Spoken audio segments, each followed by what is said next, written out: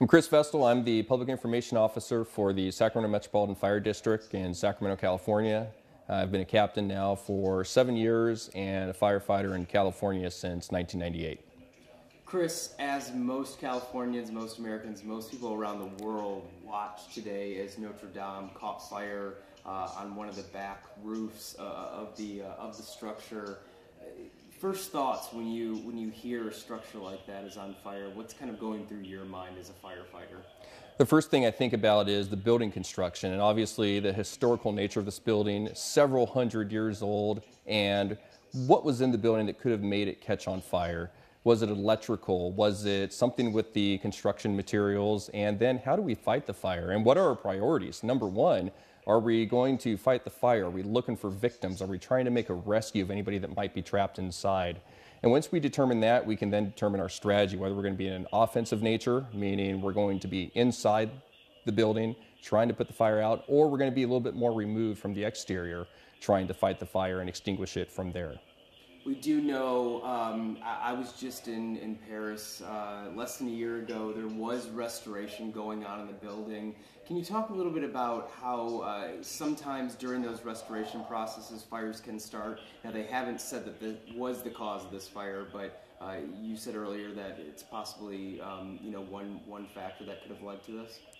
Oftentimes when we do have a fire and there is construction, that's one of the first things we look at. Was there something about the renovation that caused this to start fire?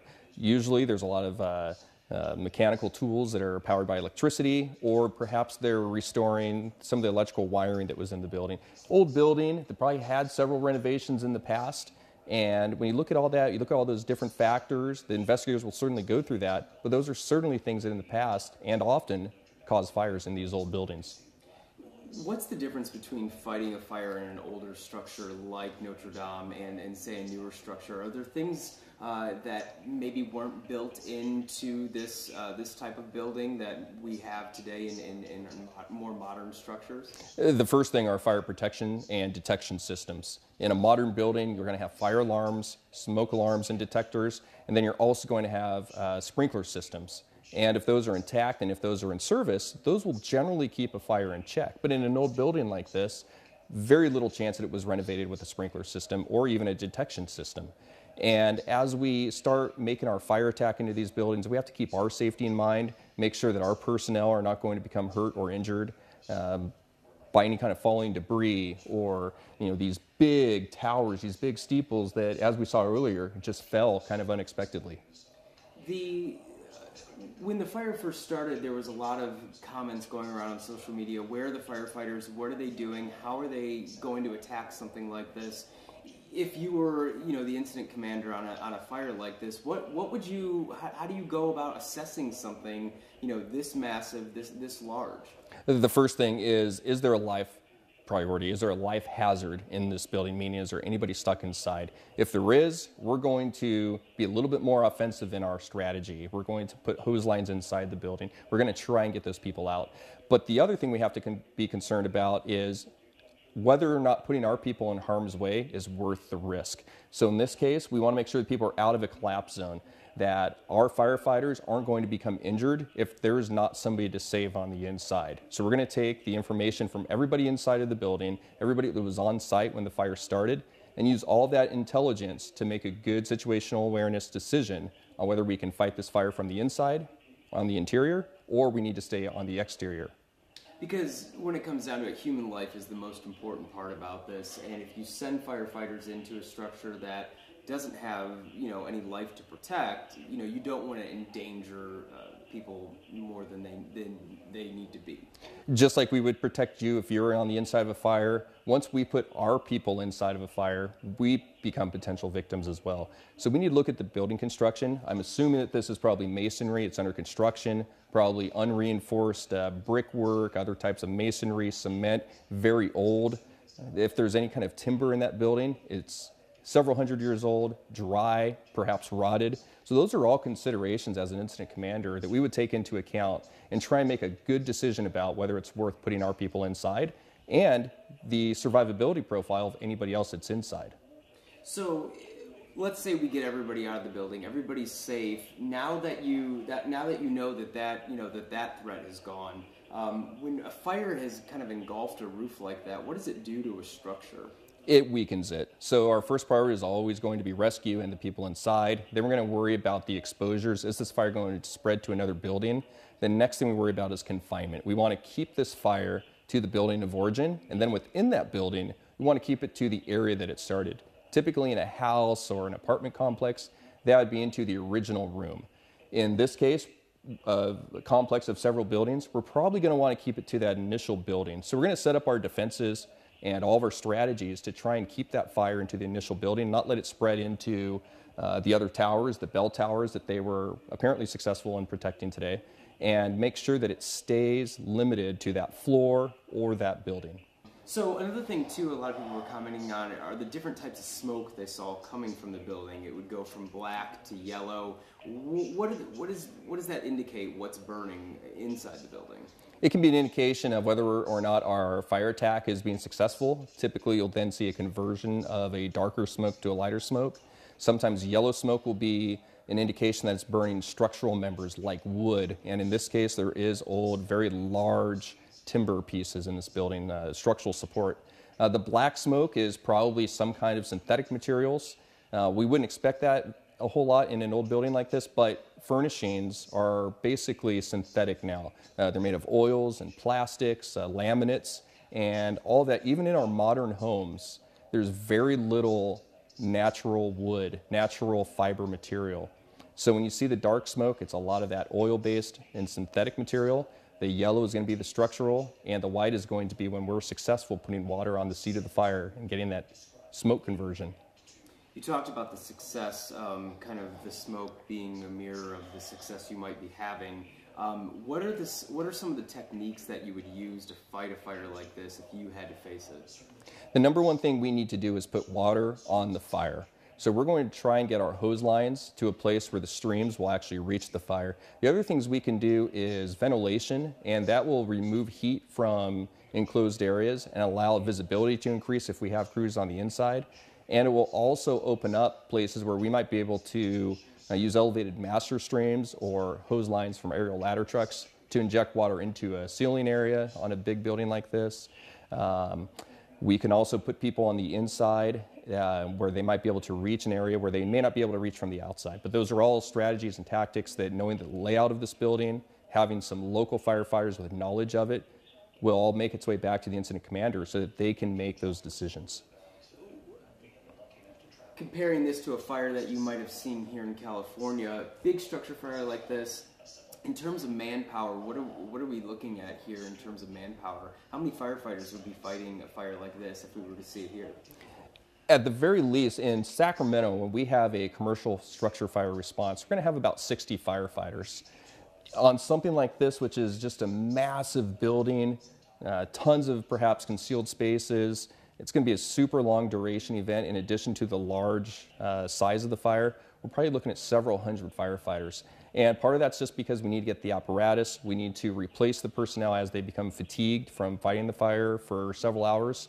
And we also just need to make sure that as the people stay fresh, we're also transferring information to those incoming crews. So this is going to be a very long duration event. Even once the smoke and the flames diminish from what we see on TV, there's going to be a lot of fire on the inside of this building that needs to be put out. And that's what we call overhaul, salvage, and make sure that the fire's out, that it's not going to reignite or grow larger once we take our eyes off of it.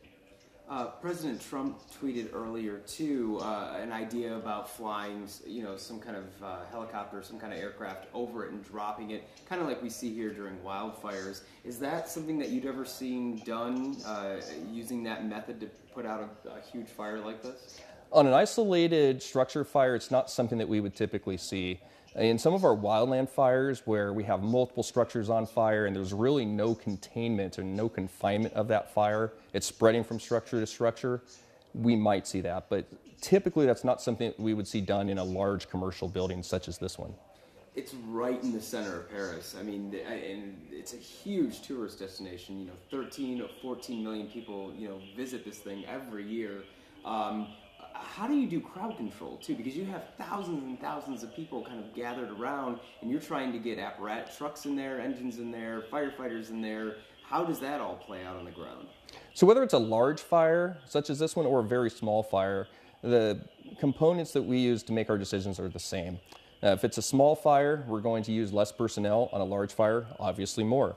So with crowd control, we're going to use our law enforcement partners. And Paris is an advanced city. It's a modern city, very advanced firefighting force, highly professional law enforcement force as well. And I'm sure that they're working together to do crowd control, make sure that people are out of the collapse zones and other dangers, make sure that the firefighters have their water supply to fire hydrants and the other resources that they need so they can actually get in.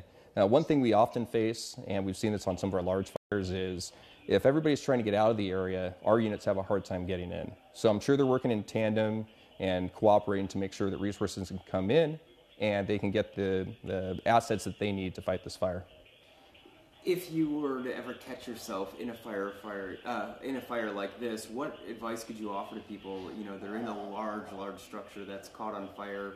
Are there any beyond the getting low under the smoke? What are some of the other things that you could advice you could offer people? Because this is a big tourist destination. I wouldn't be surprised if someone from California was there today. As you go into any kind of building, you should look for the exit signs. You should look for ways out. It's the same things we do on large fires. We look for escape routes. We look for safety zones. And we encourage people to do the same thing in their residence even. Have two ways out of your home. Have a plan for your family to meet up outside. And if you're traveling with your family and you're visiting something like this, think about how you're going to get out. Talk to people. Make sure you know where everybody's at so you can have that safe meeting place. And if something unfortunate like this happens, you can be successful after the fact. What does the next few hours, the next couple of days look like for the firefighters that are on the scene now? Because just 30 minutes ago, they said they were still battling flames. They were able to save the bell towers, but what does the next few days look like for Paris Fire? The first things they're going to do is confirm that they've contained the fire to that initial building. It sounds like they've done that, but they need to stay on top of that and continue working at that. From there, they're going to continue to work from the outside in, make sure that the fire is fully extinguished, and that's part of the salvage and overhaul process. They're also going to work to save any kind of historical artifacts or any other kinds of valuable assets that might be in that building. Make sure that the public good is restored, and also return that building to a point of safety. Obviously, there's going to be a lot of renovations going to be needed in addition to the original now that there's after this fire. But this is a several-day process just from the firefight and making sure that it's safe when they do hand it over to the restoration professionals. What dangers would firefighters be facing once the flames are put out? Once the flames are put out, this is still a very dangerous building. It's been weakened by fire. It's been weakened by the renovation process, which was not complete. So now you have that part, you have the fire progress, and the firefighters are going to have to make sure that anywhere that they're at is supported. They'll probably go in and reinforce portions of the building to make sure that they can continue their operations. And as you look at these structural members that have been charred and weakened, these structural wood, these big components, those become dangerous. So they can't put a whole lot of weight on them as you normally might be able to. You talked about ventilation earlier. How would you provide ventilation in this fire? How would you help ventilate it? What does that even mean? So ventilation typically means that we're going to cut a hole in the roof to allow the rising heat to escape. Along with that, smoke and other types of gases that are produced by the fire. That increases our visibility if we're inside, and it provides like that chimney effect. In this building, it's hard to say exactly. It looks like there are some flat areas, but on any kind of steep steeple, it's going to be really hard to put firefighters on top of that with a chainsaw. Most chapels have a pitched roof, so doing that might be hard, but it also might be that there's so much airspace in that building that doing so may not be as effective as it would be in our standard home or standard business building. So in a building like this, we might use horizontal ventilation, which might mean from a door out of a window or another door, laterally across the building. It might mean that we go in and ventilate just certain compartments. But in a big building like this, a massive building, it's really hard to say without being familiar with the layout of the building itself what tactic that they will use.